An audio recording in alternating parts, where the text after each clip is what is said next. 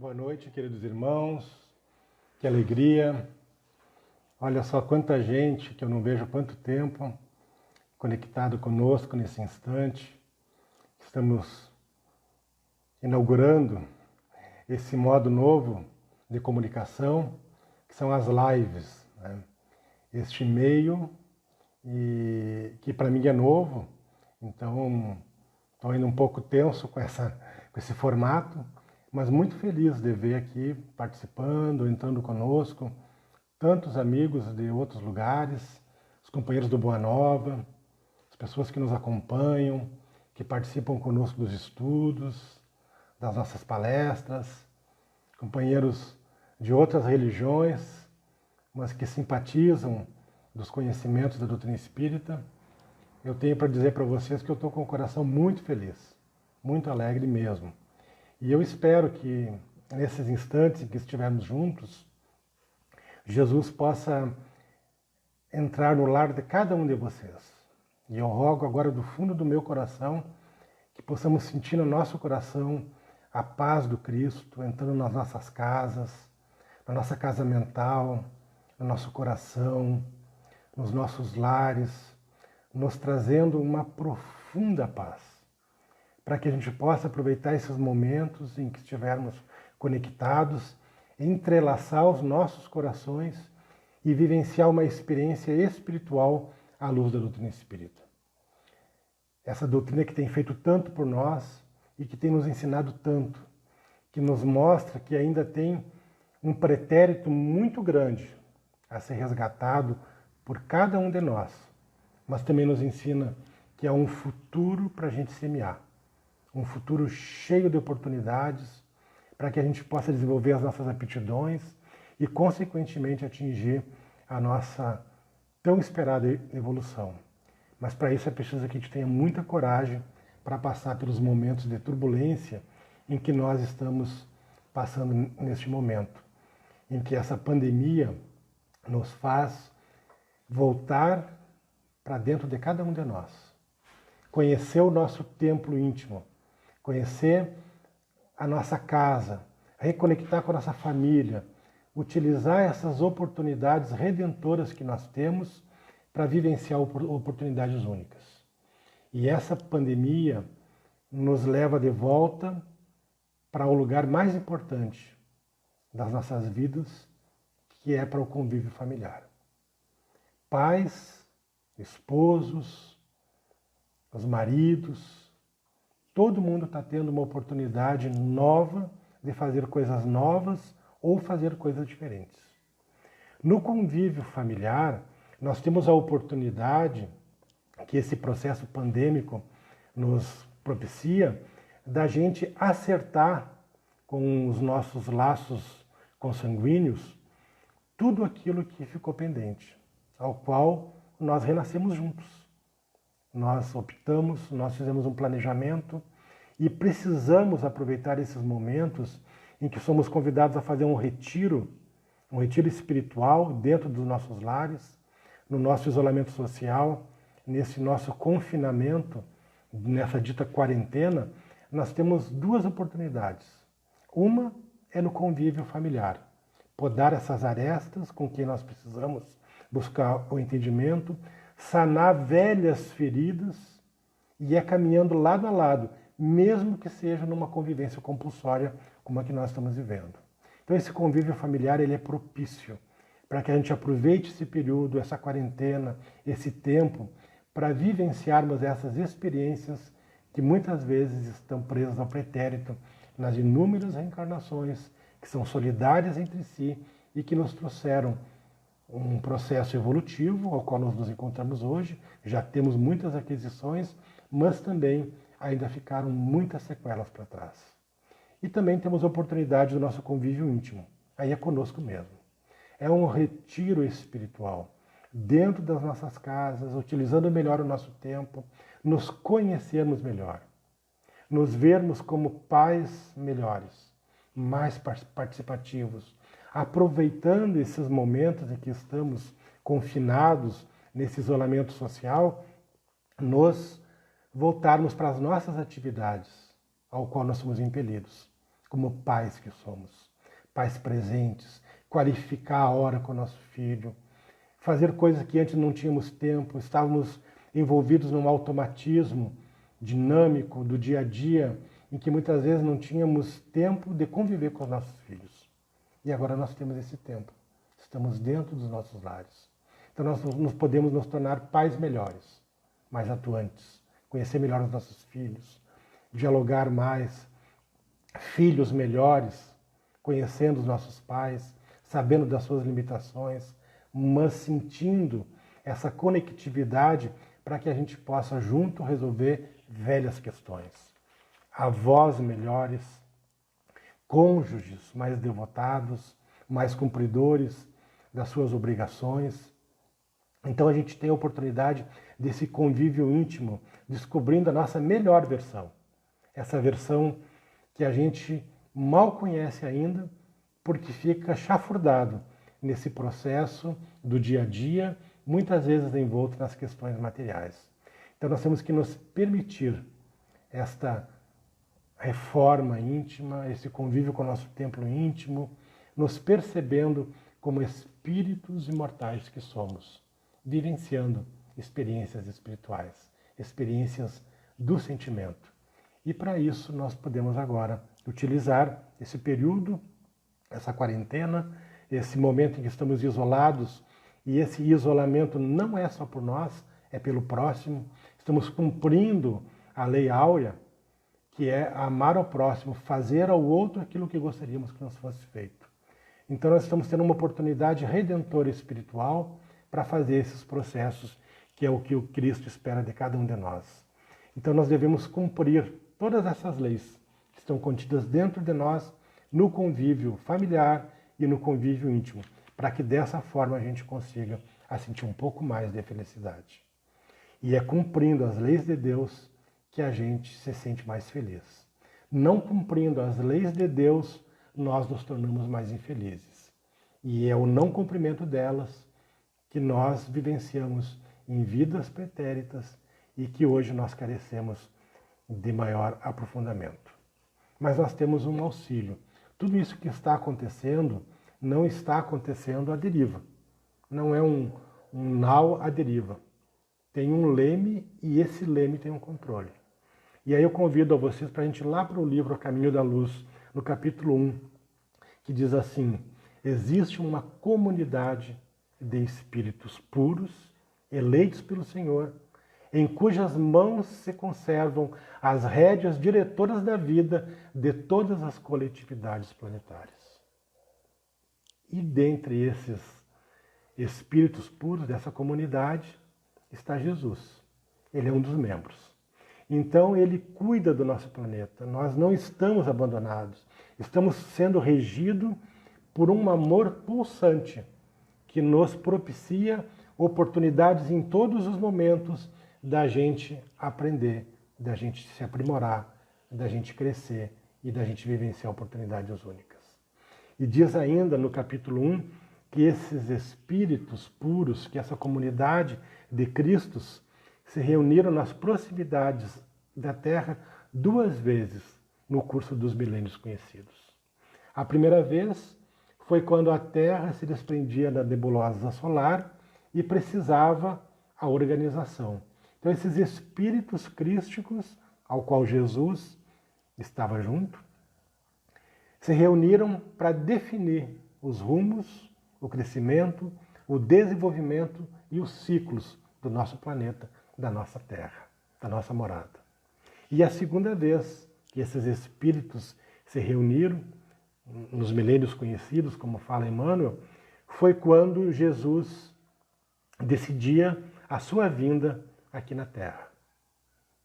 E para isso foi feita essa reunião de espíritos crísticos, para que Jesus trouxesse à família humana a lição imortal do seu Evangelho para os nossos corações.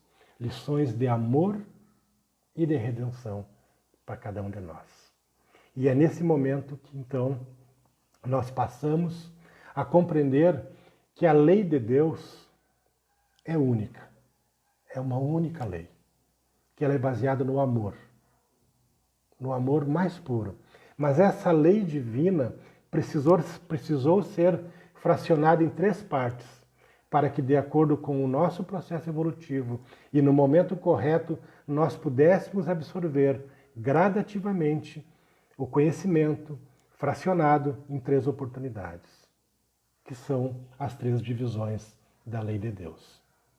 A primeira foi com Moisés, a segunda com Jesus e a terceira com o advento do Espiritismo.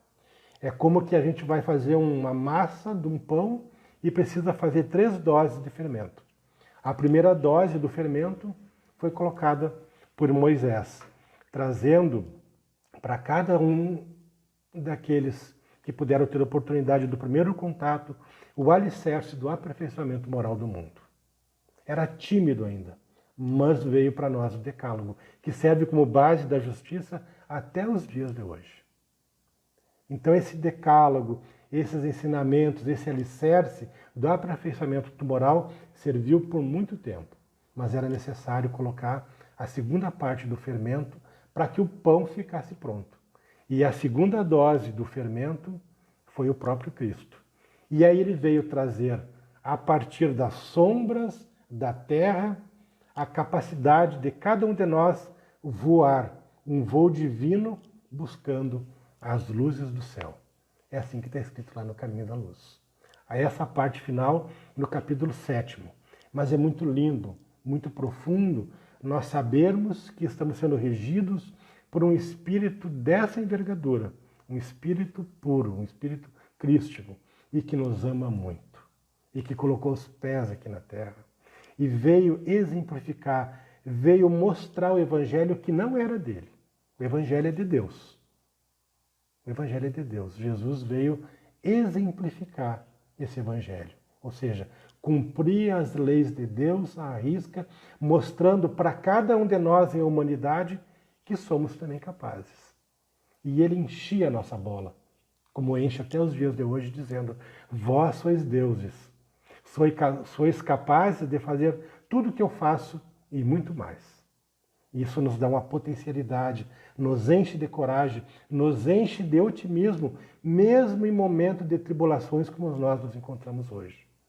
Esse flagelo que assola a humanidade, mas que nos coloca diante de uma posição de grande testemunho para cada um de nós exemplificar aqui na Terra.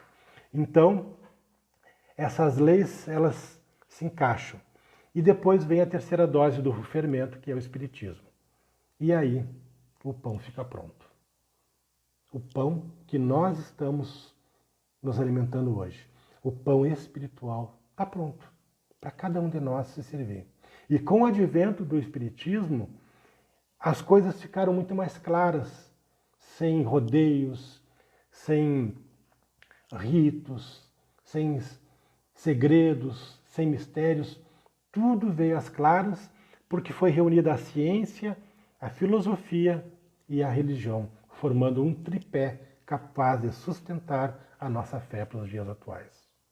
E no Evangelho segundo o Espiritismo isso fica claro, na sua formulação, na sua composição de capítulo a capítulo. Kardec deixa claro isso. Já no capítulo 1 ele diz assim, olha, não vim destruir a lei. Como Jesus disse quando veio aqui, eu não vim contrariar Moisés, eu vim para dar continuidade. E o Espiritismo da mesma forma, não vai alterar nada, ao contrário, vem trazer a chave para que a gente possa abrir a fechadura do conhecimento para poder fazer esse voo divino buscando as luzes do céu. O Espiritismo é a chave para isso. E lá no capítulo 1 já diz, não vim destruir a lei. Depois que é estabelecido isso, que é uma continuidade, Kardec coloca o capítulo 2 nos apresentando o mundo espiritual. Meu reino não é deste mundo. O reino de Deus é uma obra espiritual no coração de cada um de nós, que deve ser construída, que deve ser edificada a cada encarnação, a cada existência, a cada dia, a cada momento, e agora mais do que nunca, nos momentos que nós estamos vivenciando, um momento histórico para a humanidade, em que o mundo inteiro se reúne para vivenciar a experiência única da solidariedade e da fraternidade. através da boa vontade, de um cuidar do outro e da cooperação para que nada falte a ninguém. Está se vendo um movimento no mundo inteiro, onde não há sectarismo, não há divisões, não há separações e todos estão se ajudando. Cristãos, muçulmanos, judeus, hinduístas, qualquer que seja o credo, qualquer que seja a raça. Nos tornamos iguais diante da dor e buscamos ser solidários entre todos para que juntos possamos ir adiante. Então, quando Kardec nos mostra que o reino de Deus é uma obra individual e não é deste mundo físico, ou seja, não é através das coisas materiais, ele complementa mostrando que não existe mais um Deus terráqueo. Há muitas moradas na casa do nosso Pai. Moradas espirituais, moradas físicas, lugares que nós precisamos conhecer e só conheceremos quando ele coloca o capítulo 4, que ninguém vai ver esse reino construído dentro de nós e nas inúmeras moradas que ele nos oferece sem que a gente nasça de novo, nos mostrando a pluralidade das existências. É reencarnando muitas vezes, é vivendo a nossa única vida, a vida espiritual, em diversas inserções da carne, em diversos mundos, em diversos locais, é que nós vamos encontrar a presença de Deus nítida e clara através do nosso aperfeiçoamento, da nossa evolução. E depois ele coloca no capítulo 5º, para concluir essa análise da chegada da doutrina espírita como terceira revelação, ele coloca as nossas aflições. Um capítulo inteiro falando das causas das nossas aflições. As causas que muitas delas são dessa vida e outras de outras vidas. Mas essas aflições são consequências de nós mesmos. E neste capítulo, que é Bem-aventurado os aflitos, tem uma passagem assinada por Santo Agostinho, Instruções dos Espíritos, que fala do mal e do remédio, que é para os dias atuais. Nós estamos vivenciando algo que parece ser ruim, um mal, que nós estamos com medo, estamos temerosos, estamos enfrentando algo que ainda não conhecemos, utilizando as ferramentas que temos, por enquanto o isolamento social e a dedicação extrema desses heróis, verdadeiros heróis, que são os profissionais da saúde, cuidando nos hospitais das pessoas. Nós temos o mal, mas também nós temos o remédio. E aí ele fala lá, ele faz uma pergunta, na verdade, Santo Agostinho, assim, que remédio então para prescrever diante dos males? E ele mesmo responde, só um é infalível, a fé, o apelo ao céu. Então o remédio para que a gente possa prescrever para esses males é a nossa fé. A confiança plena, a fidelidade em Deus, em Jesus, nos benfeitores, para que a gente possa, dessa forma, passar por esse momento. E ele diz mais ainda, lembrai-vos de que aquele que crê é forte pelo remédio da fé, e que aquele que duvida um instante da sua eficácia é imediatamente punido, porque logo sente as fugitivas angústias da aflição. Então a gente precisa fortalecer a nossa confiança nesses momentos em que estamos vivenciando esse processo único, histórico, para cada um de nós. A oportunidade de vivenciar a fé, a esperança. Saber que nós temos um amigo espiritual, que é nosso irmão mais velho, que já transitou, que é um guia para nós, que é quem nós temos que olhar para modelar, para recalibrar nossa bússola moral e as nossas atitudes, como fala o nosso companheiro de estudo José Pires, que ele costuma dizer que nós temos que recalibrar a nossa bússola moral, as nossas atitudes, e ele está correto nisso. E para onde que nós vamos calibrar? Para aonde apontar? E é para Cristo, esse irmão maior, irmão mais velho, o Consolador para os nossos corações, o Cristo Consolador. E ele chama a cada um de nós a observar essas leis. Ele clama para que a gente abra os olhos, abra os ouvidos e para que a gente entenda, além das alegorias, tudo aquilo que é importante para que a gente compreenda através da consolação que nós não somos deserdados, ao contrário, nós somos amparados e existe sempre uma causa justa e fim a todas as dores. Esse momento doloroso que nós estamos enfrentando é muito importante que a gente não desanime, que a gente converse com as pessoas, que a gente utilize os meios de comunicação que temos hoje para uma conversa amiga, para um bate-papo online. Eu e a Lucy temos atendido diversas pessoas noite adentro, conversando através do Messenger, do WhatsApp, da página do Boa Nova, de diversas formas, para que ninguém se sinta só nesse momento de tribulação e de dificuldade e de muita angústia.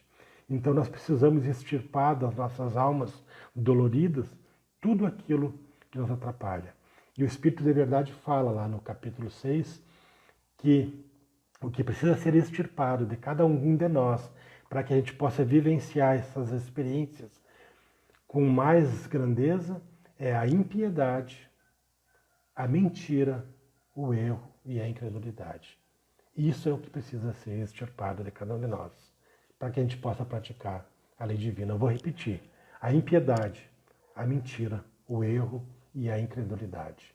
Quando nós percebemos que é isso que nos atrapalha, que é isso que nos coloca um obstáculo, nós conseguindo trabalhar essas questões, nós vamos poder orar e amar com profundidade. Isso é assinado pelo Espírito de Verdade, lá em Bordeaux, 1861. Então, coloca ali ainda o Espírito de Verdade, concluindo essa parte, que nós precisamos compreender que a sabedoria humana reside em duas palavras. Precisamos compreender, e para que essa compreensão não seja clara e não duvidosa, nós precisamos de duas palavras para entender tudo isso, que é a abnegação e o devotamento. Abnegação e a devotamento. Então elas resumem todos os deveres que nós temos que ter e que nos é imposto. Mas nós temos mais exemplos de espíritos que foram devotados e abnegados. E um deles que foi requisitado para exercer talvez a função mais importante da Terra, para que o advento do Cristo, desse Espírito puro, pudesse chegar ao mundo. E lá no livro Religião dos Espíritos, psicografia do Chico Xavier, diz assim: buscando alguém no mundo para exercer a necessária tutela sobre a vida preciosa do embaixador divino, o supremo poder do universo não hesitou em recorrer à abnegada mulher, escondida num lar apagado e simples. Humilde, ocultava a experiência dos sábios. Frágil como o lírio, trazia consigo a resistência do diamante. Pobre entre os pobres, carreava na própria virtude os tesouros, incorruptíveis do coração. E desvalida entre os homens, era grande e prestigiosa perante Deus. Aqui eles estão falando de Maria. Frágil, humilde e trazia consigo a resistência do diamante. E carregava no seu coração os maiores tesouros espirituais, que são as virtudes do coração. E Maria, então, aceita a missão. Uma missão muito difícil que traria para ela grande responsabilidade. Mas Deus escolhe, junto com o Cristo, numa programação específica, esse espírito dessa envergadura. E ela diz assim, lá em Lucas, capítulo 1, versículo 46. A minha alma engrandece ao Senhor, e meu espírito se alegra em Deus, meu Salvador, porque atentou na humildade de sua serva, pois eis que, desde agora, todas as gerações me chamarão bem-aventurado.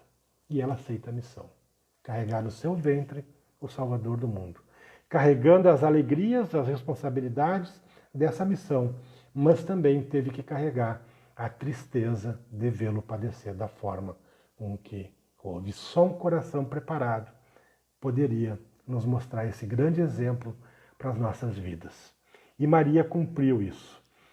E lá, no mesmo livro, tem uma mensagem que fala assim: Anjo dos bons e mãe dos pecadores, enquanto ruge o mal, Senhora, enquanto reina a sombra da angústia, abre o teu manto, que agasalha e consola as nossas dores.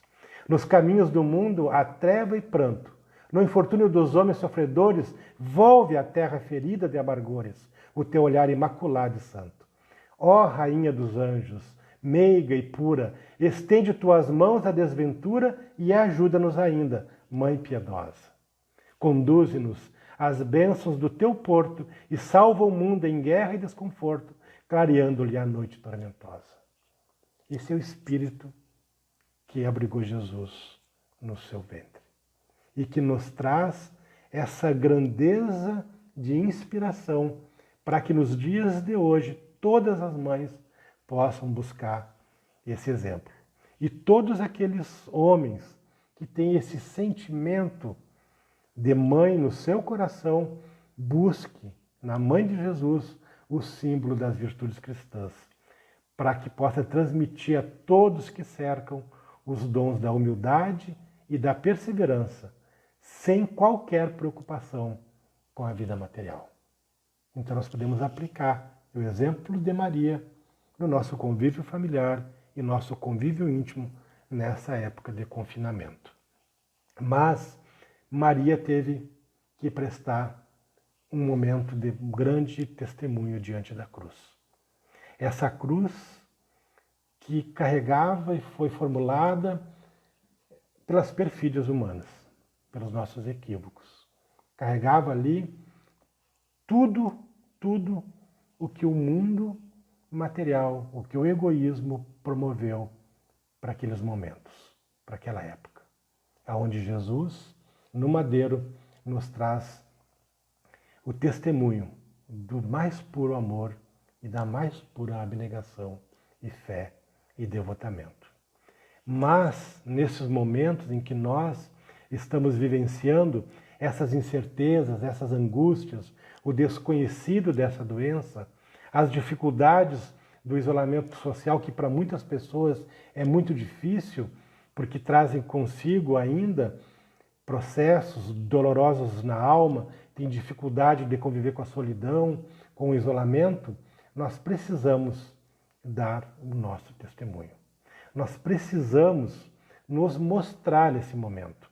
E fomos buscar lá em Mateus, no capítulo 10, versículo 19 e 20, a fórmula para a gente enfrentar esses momentos. Ou nos mostrar como que nós devemos vivenciar e enfrentar esses momentos aflitivos em que nós somos convocados.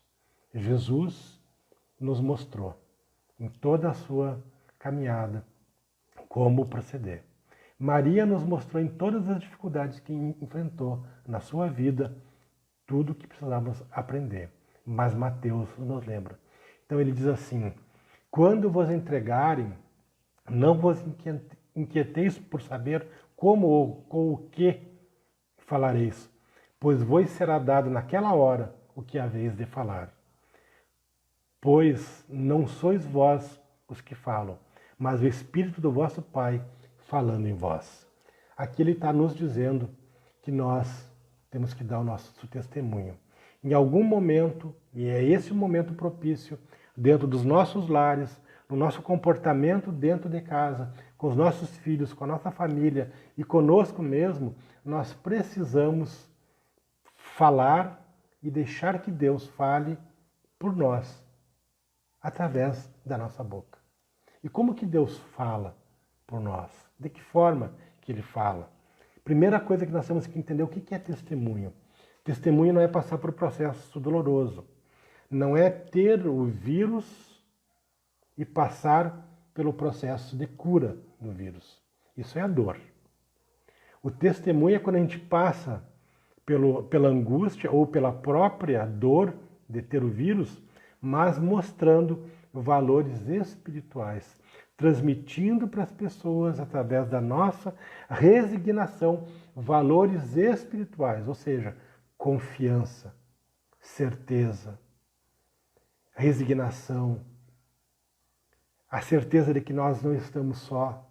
Isso é o verdadeiro testemunho, é mostrar em nós de maneira viva Deus falando por intermédio de cada um de nós. Falando. E como é que Deus fala? Qual é a fala de Deus? Deus fala em nós através do amor. E é como disse lá na carta de Pedro, né? O amor, e só o amor é capaz de cobrir a multidão de pecado. Só o amor é capaz de fazer com que a gente enfrente esses momentos, dando e transmitindo através da nossa vida, da nossa fala, do nosso pensamento, do nosso comportamento, desses momentos de aprendizados, cumprindo e utilizando o amor para cobrir tudo aquilo que ainda nos falta.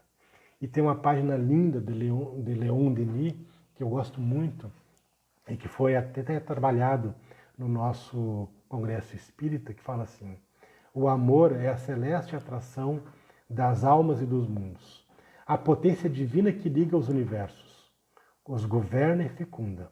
O amor é o olhar de Deus. Não se designe com tal nome a ardente paixão que atiça os desejos carnais. Esta não passa de uma imagem, de um grosseiro simulacro do amor. O amor é o sentimento superior em que se fundem e se harmonizam todas as qualidades do coração. É o coroamento das virtudes humanas, da doçura, da caridade, da bondade. É a manifestação na alma de uma força que nos eleva acima da matéria, até as alturas divinas, unindo todos os seres e despertando em nós felicidade íntima que se afasta extraordinariamente de todas as volúpias terrestres. É desse amor que nós temos que permitir que aconteça por nós, pela nossa fala, pelo nosso comportamento, para que a gente possa aprender no nosso processo evolutivo, assim como nós aprendemos com o decálogo, o amor a Deus, o amor aos afetos, depois com o Cristo, o amor estendido, além de Deus e aos afetos, também aos desafetos. Depois, com a lei de amor que se estende a toda a família corporal, a família espiritual, ao amor sem fronteiras como lei universal e também o caminho para nos religar e nos reunir a Deus.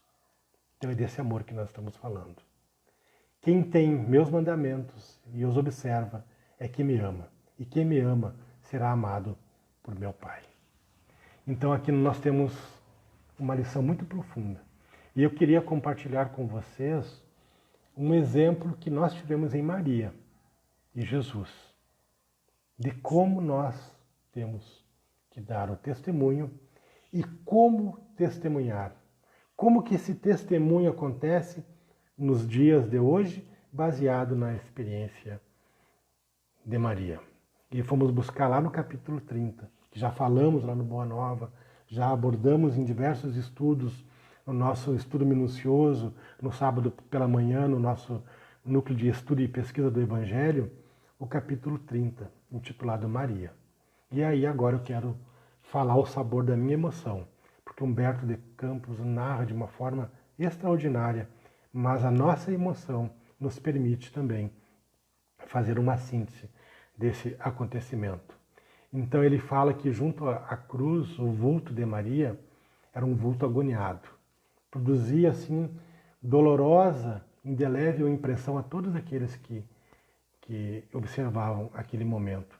E ela ali com o pensamento ansioso, torturado, olhos fixos no madeiro, vendo a dor do seu filho diante das perfídias humanas, a ternura dela era muito, muito grande.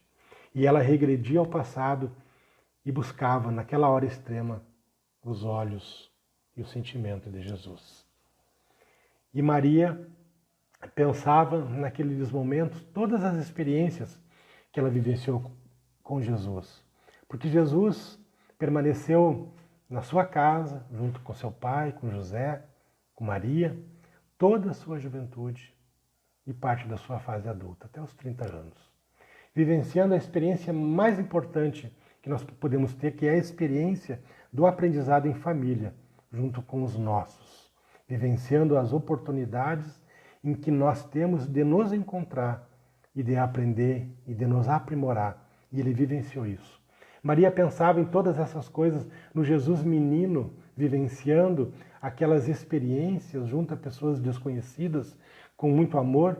Conta ali Humberto de Campos que num determinado momento ele trazia até malfeitores para dentro da sua casa, e isso nos lembra pessoas que nós conhecemos e que têm essa capacidade de chegar aos corações de almas frágeis, de pessoas ditas como malfeitoras, e que Jesus nos ensina a olhar como almas frágeis, almas que precisam ainda de aprendizado, que precisam de compreensão, que precisam de novas oportunidades. E Maria lembrava naquele momento da cruz todas essas circunstâncias.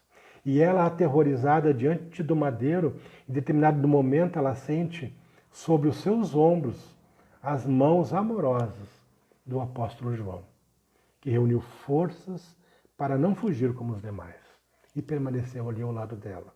E naquele momento, conta Humberto de Campos, que ele abraça Maria para fortalecer e ela se agarra nele para suportar, sentindo a força daquele apóstolo para que pudesse dar a ela a sustentação naqueles momentos difíceis.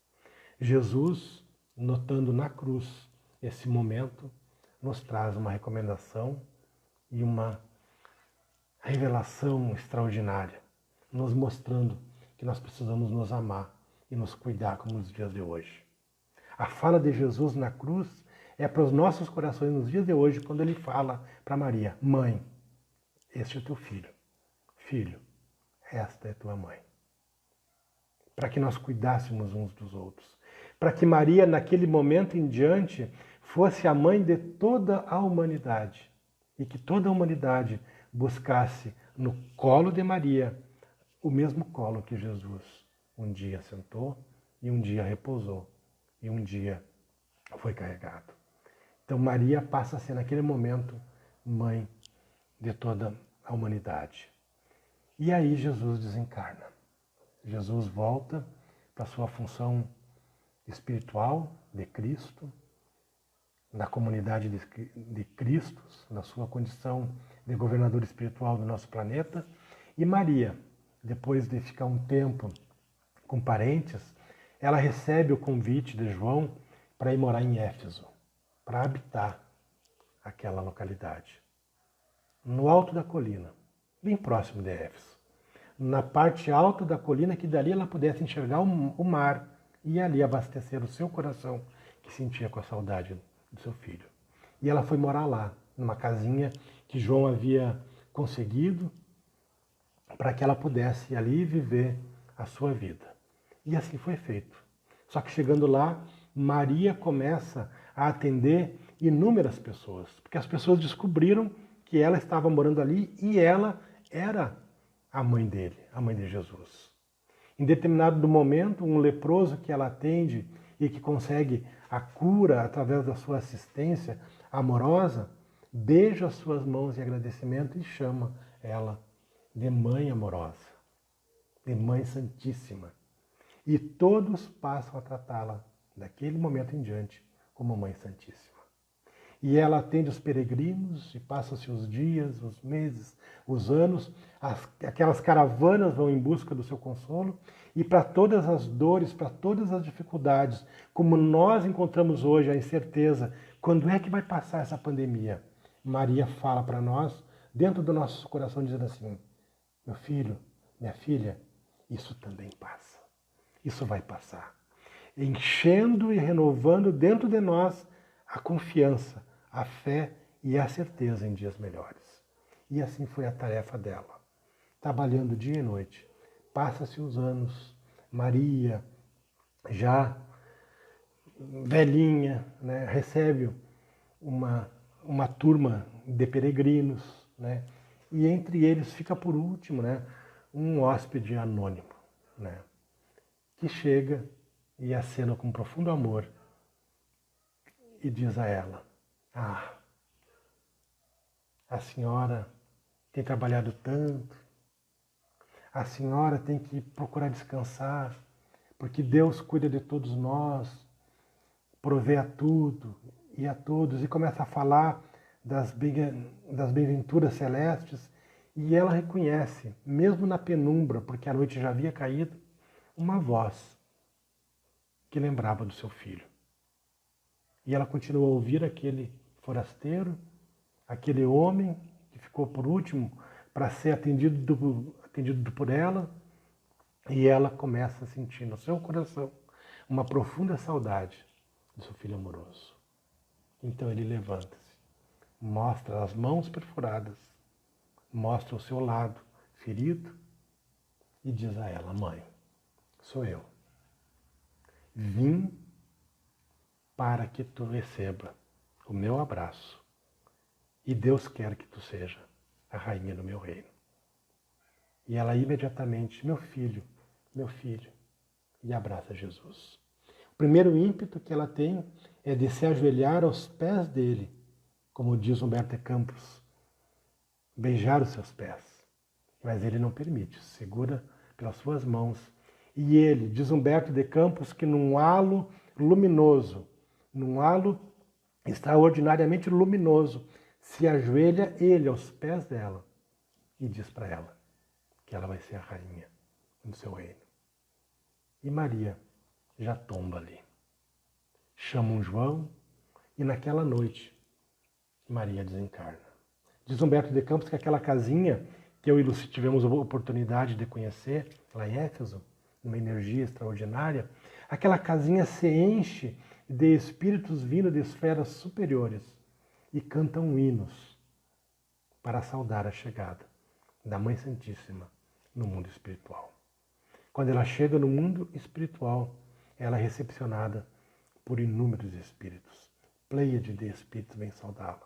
E imediatamente, ela, pelo pensamento, pelo seu influxo, pede para visitar as regiões onde Jesus morou, aonde os apóstolos atuaram, e por fim, queria visitar os locais aonde alguns cristãos estavam presos a ferro, porque só se prende a ferro aquilo que nós tememos. E quando se coloca um cristão a ferro, é porque na verdade quer se prender aquilo, o perigo que ele representa. Temos que pensar nisso. E Maria entra naquela cela e percebe aquela tristeza andando por todos os lugares, por todas as pessoas que ali estão presas. E percebe que precisa, naquele momento, agir com a força do seu amor.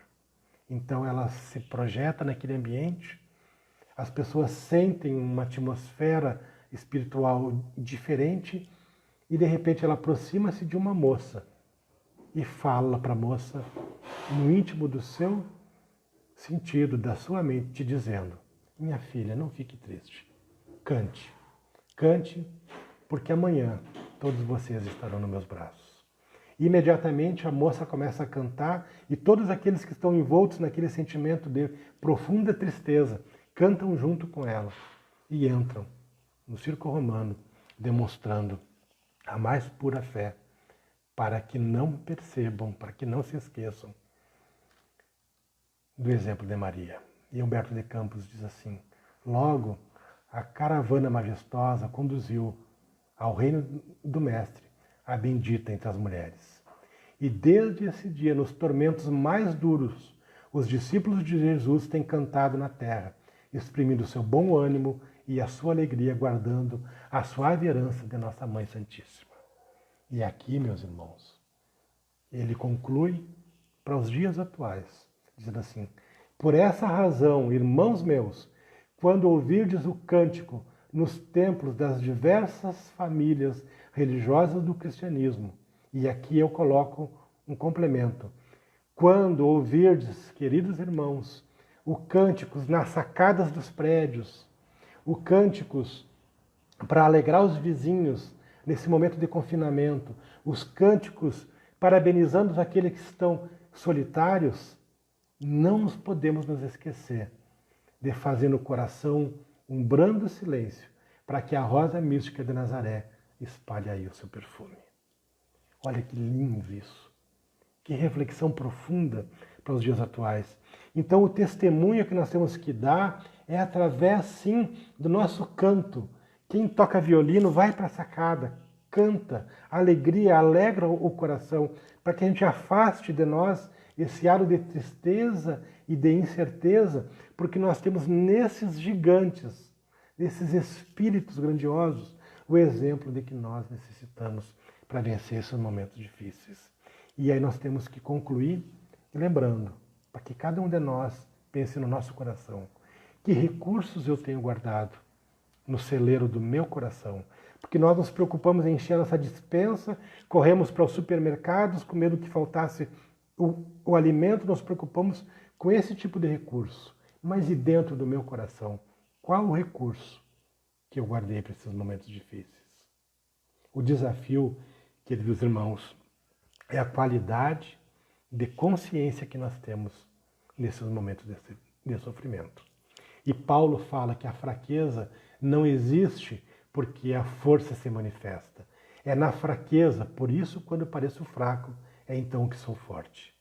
Então ele nos fala que a fraqueza nos propicia a ser fortes. O amor tudo crê, tudo sofre, tudo perdoa, tudo espera. Tenhamos fé. Nada pode nos separar do amor de Deus, nem o abismo, nem as enfermidades, nem a potestade, nem a morte. E Paulo, com seu exemplo grandioso, nos alerta para termos um comportamento saudável e cristão para os dias de hoje.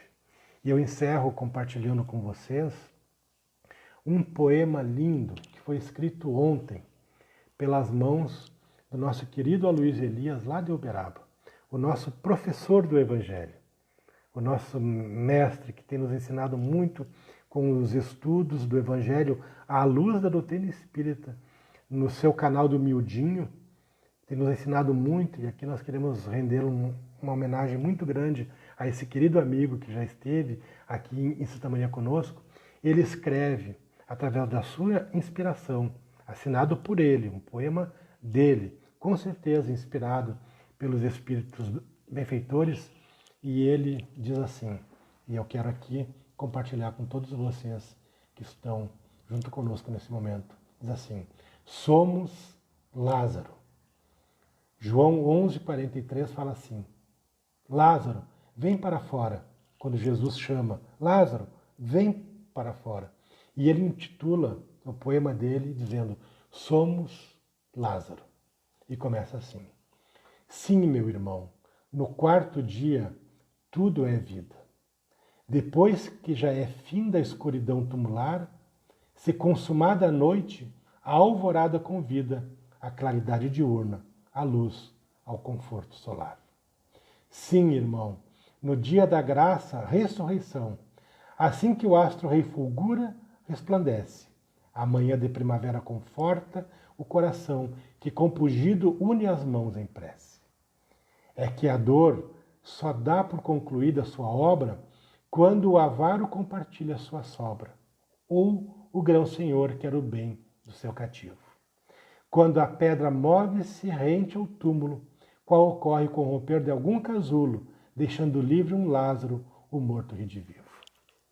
Que possamos, todos nós, ressurgir melhores desse período de confinamento, desse período em que nós não estamos isolados, nós estamos rodeados de benfeitores espirituais, nossos anjos guardiões, os nossos familiares, aqueles que comungam conosco do mesmo sentimento de amor e fraternidade real. Que Jesus, nosso guia, modelo, guie os nossos corações, ampare os nossos sentimentos, fortaleça os nossos passos, para que possamos, quando voltar ao convívio social, podemos nos apresentar para todos os irmãos muito melhores do que quando começamos essa oportunidade de reclusão íntima para conviver em família e conviver intimamente. Um grande abraço a todos os irmãos, aqueles que estão conosco nessa live, amigos que eu não via há muito tempo e que aqui vejo, passar os nomes aqui. Um grande abraço a todos. Que todas as casas de vocês nesse momento sejam envolvidas pelos sentimentos e pelos fluidos mais puros de amor e fraternidade.